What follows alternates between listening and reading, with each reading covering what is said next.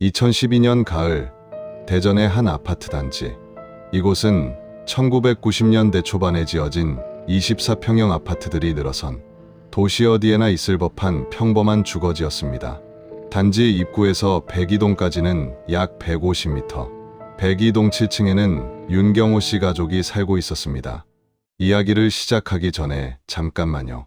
구독과 좋아요는 잊혀진 이름을 기억하게 하는 작은 불빛이 됩니다. 이야기가 끝난 후 사건에 대한 여러분들의 생각을 댓글로 남겨주세요. 사라진 진실을 조용히 기록하는 곳. 그날 남겨진 기록입니다. 윤경호 씨는 은행에서 차장으로 근무하며 20년 넘게 같은 직장에 다니고 있었고, 아내 박소정 씨는 인근 초등학교에서 교사로 일하고 있었습니다. 두 사람의 일과는 시계처럼 정확했습니다. 주말이면 부부는 함께 대형마트에서 장을 받고 한 달에 한두 번은 교회에 나갔습니다. 특별할 것 없는 그러나 성실한 삶의 모습이었죠. 이웃들에게 윤 씨 부부는 모범적인 가정의 표본이었습니다. 아파트관리사무소 직원 김모 씨는 훗날 이렇게 증언했습니다. 윤 차장님은 관리비도 한 번도 밀리신 적이 없고 주차 문제로 시비가 붙어도 늘 먼저 사과하시는 분이었어요. 박 선생님도 마찬가지였고요. 정말 조용하고 예의 바른 부부였습니다. 그들에게는 외동아들이 하나 있었습니다. 윤지훈. 서울의 유명 대학교 전자공학과에 재학 중이라고 알려져 있었죠. 동네 주민들 사이에서 지훈은 효자 아들로 통했습니다. 방학이면 대전으로 내려와 부모님과 시간을 보냈고 학기 중에도 주말마다 안부 전화를 거르지 않았다고 합니다. 키 175cm의 말끔한 인상의 청년, 예의 바르고 공손한 태도로 어른들에게 늘 칭찬을 받았죠. 윤경호 씨는 직장 동료들에게 아들 자랑을 자주 했습니다. 우리 지훈이가 이번 학기 전공 성적이 아주 좋대요. 대기업 인턴십도 준비하고 있다고 하더라고요. 그럴 때마다 그의 얼굴에는 자부심이 가득했습니다. 박소정 씨도 마찬가지였습니다.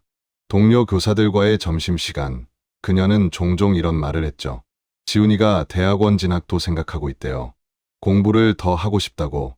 저희야 아이가 원하는 대로 지원해줘야죠. 부부의 월 소득은 결코 적지 않은 수입이었지만 서울에서 자취하는 아들의 학비와 생활비를 대기에는 빠듯했습니다. 그래도 두 사람은 아껴 썼습니다. 10년 된 중고차를 계속 몰았고 외식은 한 달에 한두 번으로 줄였습니다. 옷도 세일 기간에만 샀죠. 지훈이만 잘 되면 우리는 성공한 거예요. 박소정 씨가 남편에게 자주 하던 말이었습니다. 윤경호 씨도 고개를 끄덕였죠. 그들에게 아들의 성공은 곧 자신들의 성공이었고 20년 넘게 이어온 성실한 삶의 보상이었습니다. 하지만 가끔 부부가 한번 올라가 보겠다고 할 때마다 시험 기간이라 너무 바빠서요. 집주인 할머니가 외부인 출입을 싫어하셔서 지금은 공사 중이라 너무 시끄러워요. 라는 말로 지훈은 부모님을 자취방에 오지는 못하게 했습니다.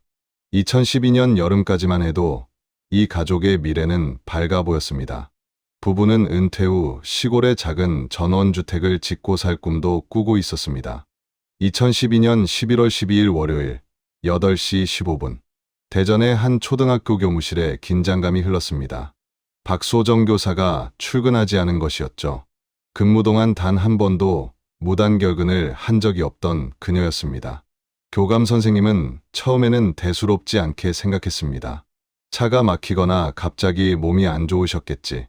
하지만 시간이 지나도 박 교사는 나타나지 않았습니다. 휴대전화는 꺼져 있었고 집 전화는 받지 않았죠. 평소 친하게 지내던 김미영 교사가 걱정스러운 목소리로 말했습니다. 소정 선생님, 금요일에 특별히 이상한 모습은 없었어요. 오히려 다음 주 공개 수업 준비한다고 열심히 자료 만들고 계셨어요. 11월 13일 화요일, 박소정 교사는 여전히 출근하지 않았습니다. 교장 선생님은 직접 윤경호 씨가 근무하는 은행에 전화를 걸었습니다. 윤경호 차장님 좀 바꿔주시겠습니까? 아, 윤 차장님은 어제부터 출근을 안 하셨는데요. 연락도 안 되고. 혹시 무슨 일 있으신가요? 전화를 받은 은행 과장의 목소리에도 당황스러움이 묻어났습니다. 윤경호 씨 역시 20년 넘게 근무하면서 무단 결근은 처음이었던 것이죠. 부부가 동시에 사라진 것이었습니다. 11월 14일 수요일 10시 30분. 김미영 교사는 더 이상 기다릴 수 없었습니다. 남편과 함께 윤 씨 부부의 아파트를 찾아가기로 했습니다. 102동 7층. 엘리베이터에서 내려 복도를 걸어가는 동안 그녀의 심장은 빠르게 뛰었습니다. 혹시 사고라도 당하신 건 아닐까요? 남편이 조심스럽게 물었지만 김 교사는 대답하지 못했습니다. 집 앞에 도착했습니다. 초인종을 눌렀지만 아무 반응이 없었습니다. 문을 두드려도 마찬가지였습니다. 집에는 확실히 없는 것 같네요. 김 교사의 남편이 한숨을 쉬며 말했습니다. 돌아서려던 순간 엘리베이터가 7층에 멈췄습니다. 문이 열리고 한 청년이 나왔습니다. 윤지훈이었습니다. 그는 편한 차림에 슬리퍼를 신고 있었습니다. 손에는 편의점 비닐봉지가 들려 있었고 그 안에는 컵라면과 음료수가 보였습니다. 선생님 여기 웬일이세요? 지훈은 놀란 표정을 지었지만 곧 평소처럼 예의 바른 미소를 지어 보였습니다.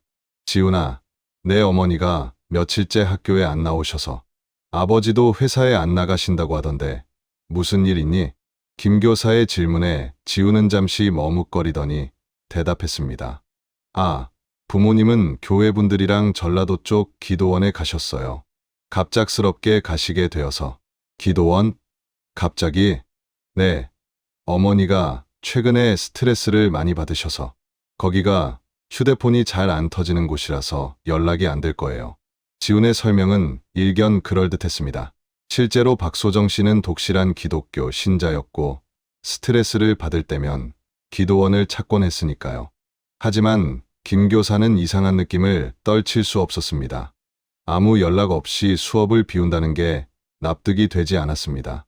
언제 돌아오신대? 이번 주 안에는 오실 것 같아요. 제가 부모님께 연락드리라고 할게요. 지훈은 여전히 침착했습니다. 문을 열고 들어가면서 다시 한번 죄송하다고 인사했습니다. 김 교사 부부는 아파트를 나왔지만 무언가 석연치 않은 기분은 계속됐습니다.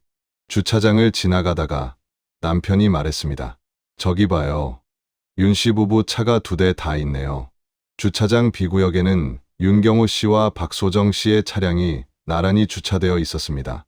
앞유리에는 먼지가 살짝 쌓여 있었습니다. 차를 두고 갔다는 거네요. 교회 버스로 갔나? 김 교사의 목소리에는 의구심이 묻어났습니다. 기도원까지 교회 버스로 가는 경우도 있긴 했지만 무언가 찜찜한 느낌이었습니다. 11월 15일 계속되지 않는 연락에 학교와 은행에서는 각각 경찰에 실종 신고를 접수했습니다. 평범한 맞벌이 부부의 갑작스러운 실종. 11월 16일 금요일 14시 20분 대전 경찰서. 윤지훈이 경찰서를 찾았습니다. 부모님 실종 신고가 접수됐다는 연락을 받고 온 것이었습니다. 그는 깔끔한 셔츠에 청바지를 입고 있었고 평소와 다름없이 차분해 보였습니다. 부모님이 언제 집을 나가셨나요? 담당 형사의 질문에 지훈은 또렷하게 대답했습니다. 11월 11일 일요일 오후였습니다. 15시쯤 집을 나가셨어요. 어디로 가신다고 하셨습니까? 전북에 있는 기도원이요. 어머니 교회 집사님들이랑 같이 가신다고 들었습니다. 지훈은 기도원 이름과 대략적인 위치까지 설명했습니다.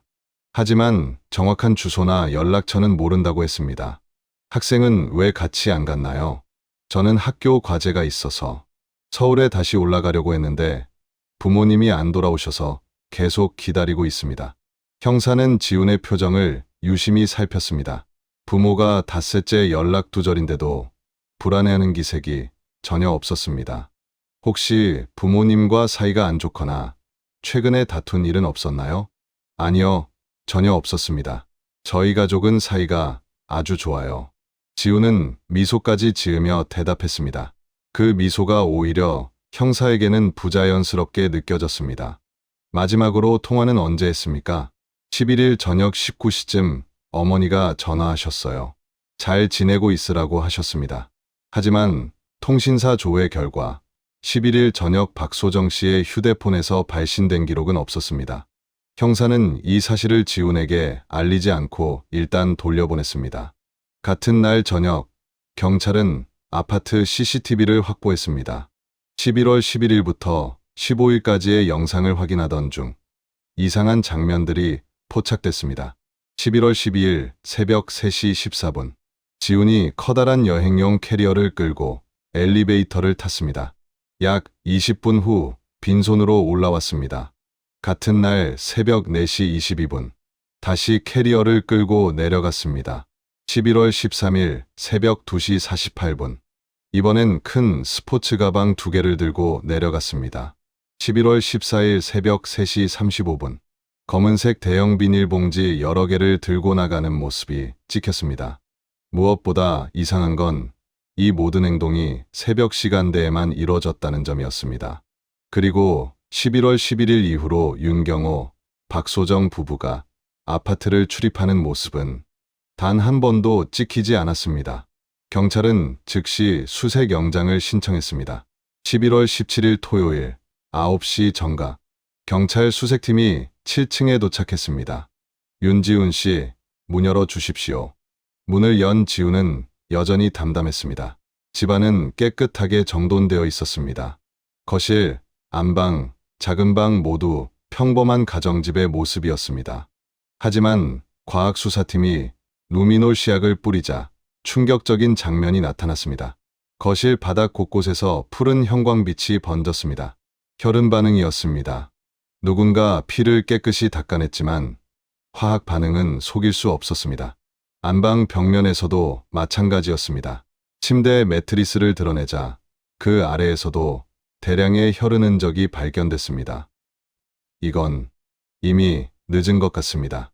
과학수사팀장이 낮은 목소리로 말했습니다. 지하 공동 창고로 내려갔습니다. 윤 씨 가족이 사용하던 창고는 B-27번. 문을 열자 강한 락스 냄새가 났습니다. 바닥은 번들거릴 정도로 깨끗했습니다. 여기에도 루미놀을 뿌렸습니다. 순간 창고 바닥 전체가 푸른 빛으로 물들었습니다. 형사들조차 말을 잃을 정도의 광경이었습니다. 전기톱 같은 거 갖고 있어? 형사의 질문에 지훈은 고개를 저었습니다. 하지만 창고 구석에서 전기톱 날에 묻은 미세한 혈흔이 발견됐습니다.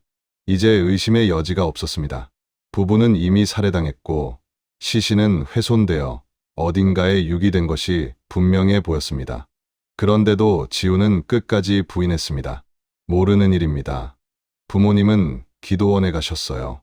곧 돌아오실 겁니다. 그는 여전히 밝게 웃고 있었습니다. 11월 18일 일요일 10시 15분, 대전 하류 둔치에서 산책하던 시민이 119에 신고를 했습니다. 검은 비닐 봉지에 쌓인 수상한 물체를 발견했다는 것이었습니다. 처음엔 쓰레기인 줄 알았는데 가까이 가서 보니까 손 같은 게 보여서 신고자의 목소리는 떨리고 있었습니다. 출동한 경찰이 비닐을 조심스럽게 열어보니 사람의 왼팔로 추정되는 신체 일부가 들어 있었습니다. 깨끗하게 절단된 단면을 보아 전기톱 같은 도구를 사용한 것으로 보였습니다. 국립과학수사연구원으로 긴급 이송된 증거물. DNA 검사 결과는 충격적이었습니다. 박소정 씨의 것으로 확인된 것이었습니다. 같은 날 오후, 경찰은 대대적인 수색 작업을 시작했습니다. 발견 장소 일대 5km 구간을 샅샅이 뒤졌습니다. 16시 30분경 또 다른 발견이 있었습니다. 하류 쪽 갈대밭에서 검은 비닐봉지가 추가로 발견된 것입니다. 이번엔 오른쪽 다리 일부였습니다. 역시 박소정 씨의 것이었습니다. 수색은 계속됐습니다. 하천뿐만 아니라 인근 야산과 공터까지 범위를 넓혔습니다.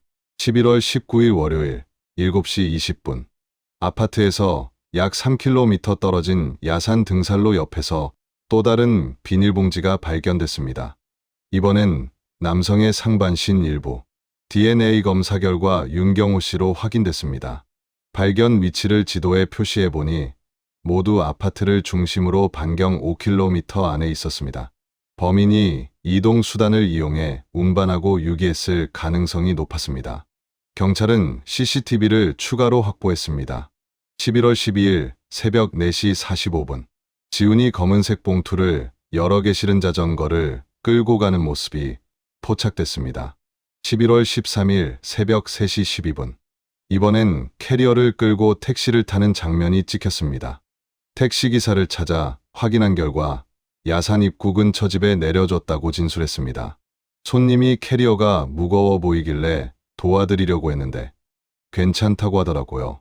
친구 집에 짐 맡기러 간다고 했던 것 같은데 새벽에 이상하다고는 생각했지만 그때는 크게 의심하지 못했어요. 택시기사는 이제야 그 상황이 이상했다고 말했습니다. 11월 20일 경찰은 지훈을 긴급 체포했습니다. 혐의는 존속 살해와 사체 유기, 증거인멸이었습니다. 윤지훈 씨, 당신을 부모 살해 혐의로 체포합니다. 체포되는 순간에도 지훈은 담담했습니다. 수갑이 채워지는 동안 작은 한숨만 쉴 뿐이었습니다. 연행되면서 기자들이 던진 질문에도 그는 답하지 않았습니다. 압수수색 과정에서 지훈의 노트북이 발견됐습니다. 인터넷 검색 기록을 복원해보니 소름 끼치는 내용들이 나왔습니다. 시체 처리 방법, 루미놀 반응 지우기, 완전 범죄 살해, 혈흔 제거 방법, 검색 날짜를 확인해보니 대부분 10월 중순부터 시작됐습니다. 최소한 한 달 전부터 범행을 계획했다는 증거였습니다. 중고거래 사이트 기록도 나왔습니다. 10월 25일 전기톱을 65만 원에 구입, 10월 28일 대형 아이스박스 구입, 11월 2일 공업용 락스 20리터 구입, 차근차근 살인도구를 준비해온 것이었습니다. 그런데 의문은 여전히 남았습니다. 성실하고 모범적인 부모 밑에서 자란 아들이 도대체 왜 이런 끔찍한 일을 저질렀을까요? 11월 21일 수요일 9시 정각 국립과학수사연구원 법의학실 검시관들이 발견된 시신 조각들을 조심스럽게 펼쳐놓았습니다. 지금까지 발견된 부분은 전체의 약 40%, 나머지는 여전히 행방을 알 수 없었습니다. 한 번에 자른 게 아니라 여러 번 시도하는 적이 있네요. 법의관의 설명이 이어졌습니다. 그리고 이상한 점이 하나 더 있습니다. 사망 직후 상당량의 출혈이 있었던 것으로 보이는데 시신훼손은 그보다 시간이 지난 후에 이뤄진 것으로 추정됩니다. 혈액이 대부분 다른 곳으로 흘러나간 후에 작업한 것 같네요. 이는 계획적인 범행이었다는 또 다른 증거였습니다. 같은 시각 아파트 지하 창고에서는 정밀 감식이 진행되고 있었습니다. 창고 바닥에 루미놀을 다시 뿌리자 어제보다 더 선명한 형광 반응이 나타났습니다. 특히 창고 중앙 부분은 마치 물감을 쏟은 것처럼 진한 푸른 빛을 띠었습니다. 살인은 집 안에서 이루어졌고 이후 시신은 지하 창고로 옮겨져 본격적인 훼손 작업이 진행된 것으로 보입니다. 이 때문에 집과 창고 모두에서 강한 혈흔 반응이 나타난 것입니다. 과학수사관이 설명했습니다. 창고 벽면에서도 미세한 혈흔이 발견됐습니다. 높이를 측정해보니 약 1.5m, 전기톱을 사용할 때 튄 것으로 추정됐습니다. 구석에 있던 낡은 공구함을 열어보니 그 안에서 여러 도구들이 발견됐습니다. 쇠톱, 망치, 끌, 모두 깨끗이 닦여 있었지만 자루 부분 틈새에서 미세한 혈흔이 검출됐습니다. 도구를 여러 개 사용한 것 같습니다. 전기톱만으로는 한계가 있었겠죠. 11월 22일 경찰은 아파트 주민들을 대상으로 탐문 수사를 시작했습니다. 11월 12일 새벽 4시쯤이었을 거예요. 화장실 가려고 일어났는데 지하에서 이상한 소리가 들렸어요. 처음엔 공사하는 줄 알았죠. 다른 주민도 비슷한 증언을 했습니다. 저도 들었어요. 13일 새벽 3시쯤 드릴 소리 같기도 하고 새벽에 무슨 공사를 하나 싶었는데 아침에 내려가 보니 아무 흔적도 없더라고요. 경찰은 지훈의 학교 생활도 조사했습니다. 그런데 놀라운 사실이 드러났습니다. 대학교 교무처에 확인한 결과 윤지훈이라는 학생은 재적부에 없었습니다. 아예 입학한 적이 없다는 것이었습니다. 그런 학생은 없는데요. 혹시 다른 학교 아닌가요? 담당 직원의 대답에 형사들은 당황했습니다. 추가 조사 결과 더욱 충격적인 진실이 밝혀졌습니다. 지훈은 한 전문대학 전기과에 입학했지만 1학년 2학기 성적 미달로 제적됐던 것입니다. 그럼 대학생인 척 연기를 했다는 건가? 지훈의 방을 다시 수색하자 옷장 깊숙한 곳에서 가짜 서류들이 발견됐습니다. 직접 만든 가짜 학생증, 포토샵으로 조작한 성적표, 심지어 가짜 등록 금고지서까지. 성적표를 자세히 보니 정교하게 만들어져 있었습니다. 학교 로고와 직인까지 스캔해서 합성하는 적이 있었습니다. 성적도 그럴듯하게 B와 A 정도로 채워 넣어 의심을 사지 않을 정도였습니다.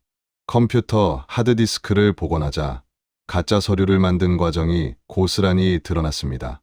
포토샵 작업 파일이 수십 개, 은행 거래 내역을 확인한 결과 지금까지 부모로부터 받은 돈은 총 7천만 원대였습니다. 그 돈은 어디에 쓰였을까요? PC방 결제 내역, 게임 아이템 구매, 모텔비, 술값, 대부분 유흥비로 탕진됐습니다. 특히 온라인 게임에만 2천만 원 넘게 사용한 것으로 확인됐습니다. 이건 완전히 이중생활이었네요. 수사관 중 한 명이 탄식하듯 말했습니다. PC방과 모텔을 전전하다가 주말이면 대전으로 내려와 모범생 아들 연기를 했던 것입니다. 11월 23일 금요일 14시 30분 대전지방경찰청 중회의실. 경찰은 긴급 브리핑을 열었습니다. 윤지우는 전문대 입학 후 1년 만에 제적당했습니다.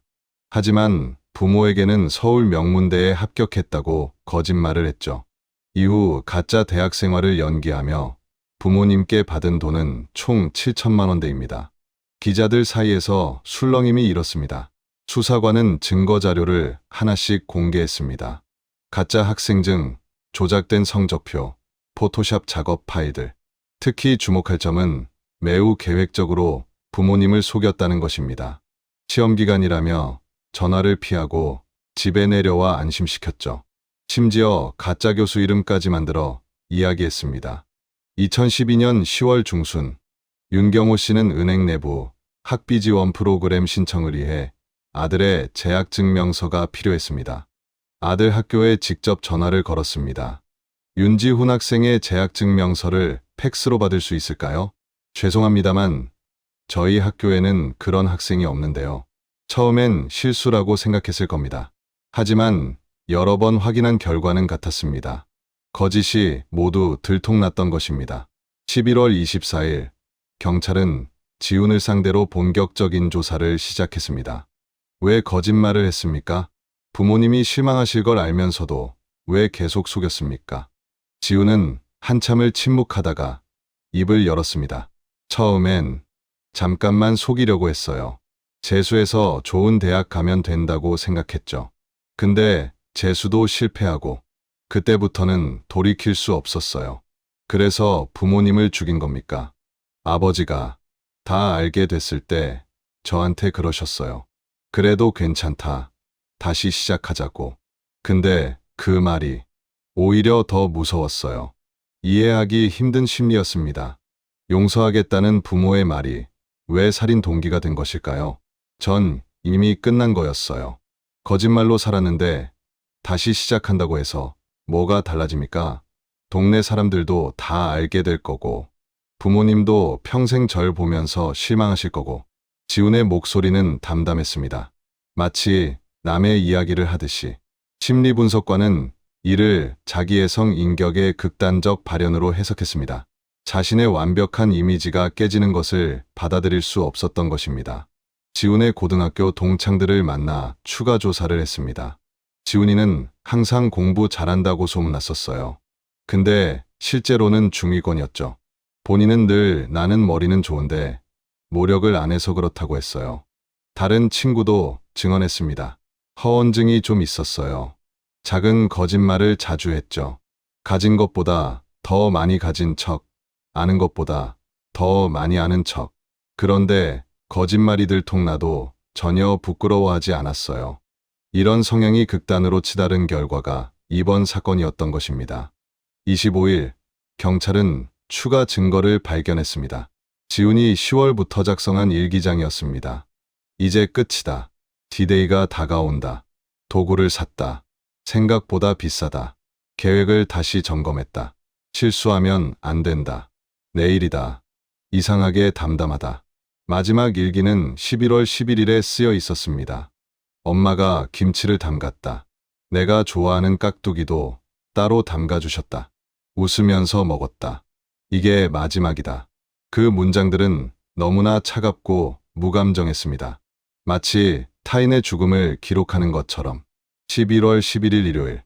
이날의 일을 재구성하기 위해 경찰은 모든 증거를 종합했습니다. 오전 10시경 윤 씨 가족은 평소처럼 늦은 아침을 먹었습니다. 오후 14시 박소정 씨는 마트에 장을 보러 나갔습니다. CCTV에는 평소와 다름없이 장을 보는 그녀의 모습이 담겨 있었습니다. 계산대에서는 직원과 웃으며 이야기도 나눴습니다. 오후 16시경 귀가. 엘리베이터 CCTV에는 박소정 씨가 양손 가득 장바구니를 들고 올라가는 모습이 마지막으로 찍혔습니다. 저녁 18시. 아파트 윗집 주민은 이렇게 증언했습니다. 저녁 먹을 시간쯤 김치찌개 냄새가 올라왔어요. 박 선생님이 김치찌개를 자주 끓이시거든요. 평범한 저녁 식사. 가족 셋이 식탁에 둘러앉았을 겁니다. 저녁 20시 30분. TV 편성표를 확인해 보니 윤경호 씨가 즐겨보던 시사 프로그램이 방송되는 시간이었습니다. 바로 그 시각, 지우는 방에서 망치를 들고 나왔습니다. 경찰의 현장 재구성에 따르면 첫 공격은 거실에서 이루어졌습니다. 소파에 앉아 TV를 보던 아버지가 첫 희생자였습니다. 뒤에서 기습적으로 공격한 것으로 보입니다. 방어은이 거의 없는 것으로 보아 형사의 설명이 이어졌습니다. 어머니는 부엌에서 설거지를 하고 있었을 것입니다. 거실의 소리를 듣고 뛰어왔고 부엌과 거실 사이 복도에서 두 번째 공격이 이루어졌습니다. 어머니는 저항한 흔적이 있습니다. 하지만 결과는 같았습니다. 밤 21시경 지우는 시신을 안방으로 옮겼습니다. 그리고 거실과 복도의 혈흔을 닦기 시작했습니다. 하지만 완벽하게 지울 수는 없었습니다. 밤 23시 지우는 인터넷으로 시체 처리 방법을 다시 검색했습니다. 11월 11일 밤에는 사례와 1차 정리 작업만 이루어졌습니다. 11월 12일 새벽 2시 지우는 욕실에서 시신의 혈액을 최대한 제거하는 작업을 시작했습니다. 욕실 배수구에서 발견된 혈흔이 이를 증명합니다. 새벽 3시경 지하 창고로 첫 번째 시신을 옮겼습니다. CCTV에 찍힌 대형 캐리어가 바로 이 용도였던 것입니다. 5분 정도 작업하고 멈췄다가 다시 시작하기를 반복한 것 같습니다.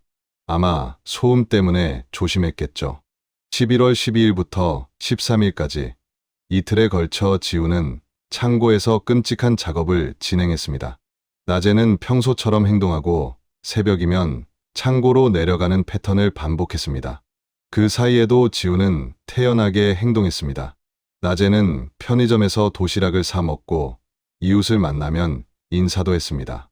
11월 13일 김 교사가 찾아왔을 때도 침착하게 거짓말을 했습니다. 기도원 이야기를 만들어낸 것도 시간을 벌기 위해서였습니다. 그러나 완벽한 범죄는 없었습니다. 11월 18일 첫 신체 일부가 발견되면서 모든 게 끝났습니다.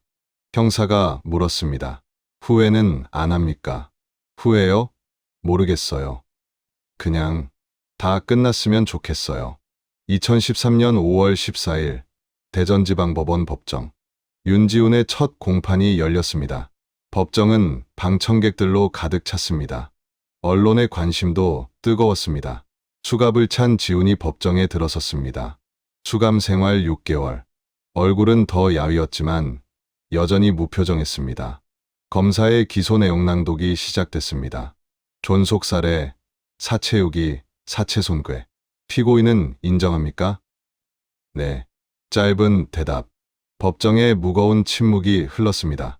증인으로 출석한 고모 윤지연 씨의 증언이 이어졌습니다. 오빠와 언니는 정말 지훈이를 사랑했어요.